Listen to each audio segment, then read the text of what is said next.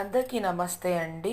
మీ అందరికీ ఈవినింగ్ నవరాత్రిలో అమ్మవారికి ధూపం ఎలాగెయ్యాలో చెప్తాను. ఇలాగ ఒక కర్పూరం బిళ్ళ తీసుకొని దానికి పౌడర్ చేసుకొని ఇలాగ ధూప్ స్టిక్ కప్స్ ఉంటాయి కదా, అవి కాల్చుకొని ఇలా వేసుకోవాలి.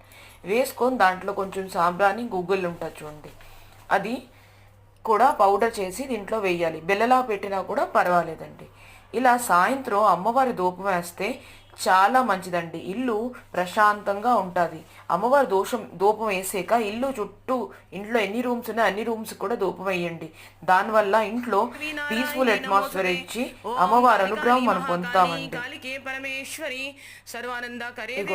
ఇలా అలాగే అమ్మవారికి ఈవినింగ్ పూజ అంటే చాలా ఇష్టం అండి. ఈ శ్యామలా నవరాత్రిలో మార్నింగ్ పూజతో మనం ఎలాగా చేస్తాం, బట్ ఈవినింగ్ పూజ చాలా ఇంపార్టెంట్ రోల్ ప్లే చేస్తుందండి.